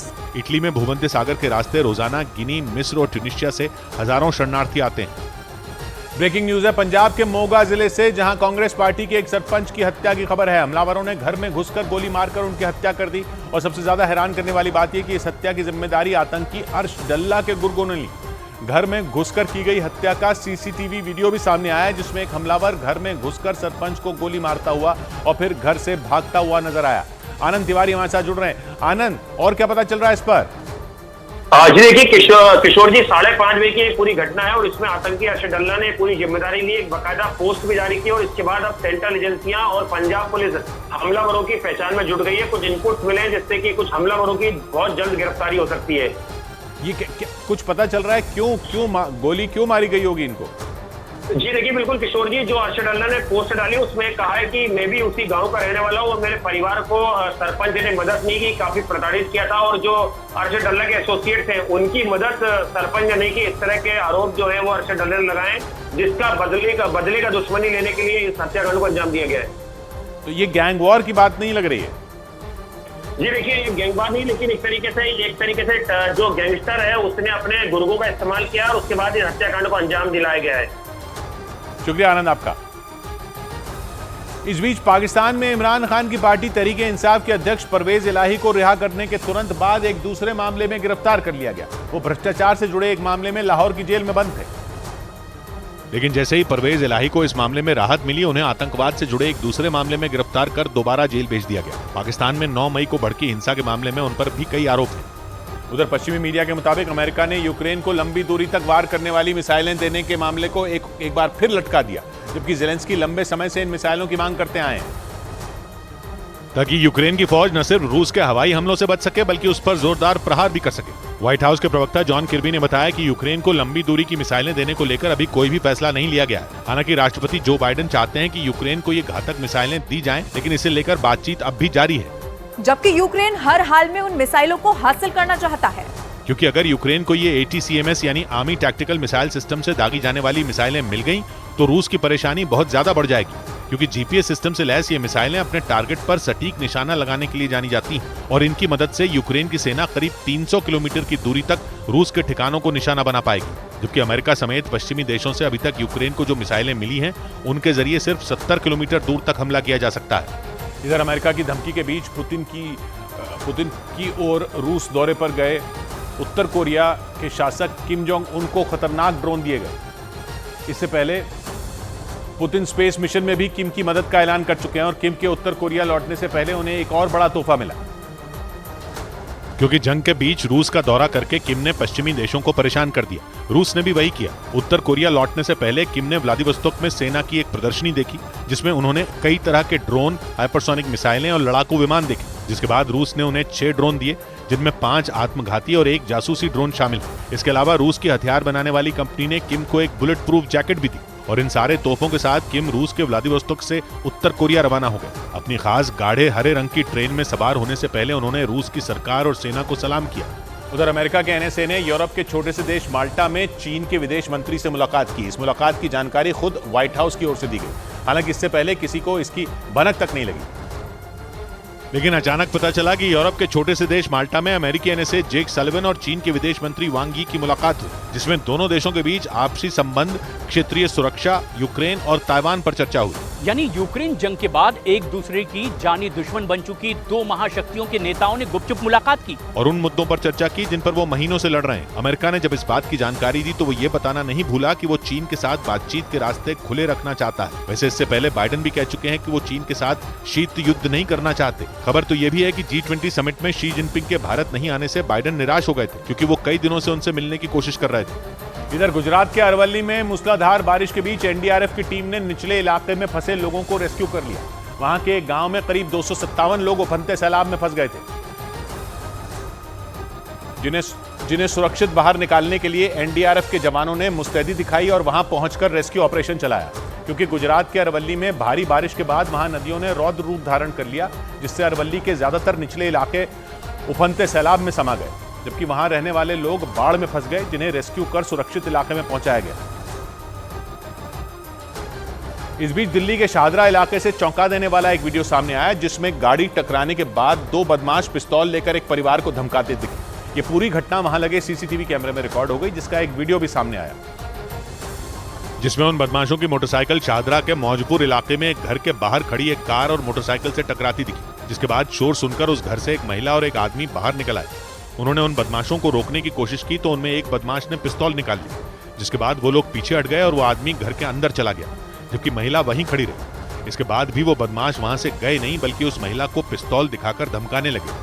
इतना ही नहीं, उन बदमाशों ने उनके घर में भी घुसने की कोशिश की। काफी देर तक वो बदमाश उस महिला को पिस्तौल दिखाकर उलझते रहे और घर की तरफ पिस्तौल कर गोली चलाने की भी कोशिश की। इस दौरान उस महिला ने उन्हें धक्का देकर दूर किया और वहां रखा एक डंडा उठा लिया, जिसके बाद वो बदमाश वहां से भाग निकले। राह में उसकी चलें और इम्तिहान कोई ना हो, कैसे मुमकिन है कि आतिश हो दुआ कोई ना हो।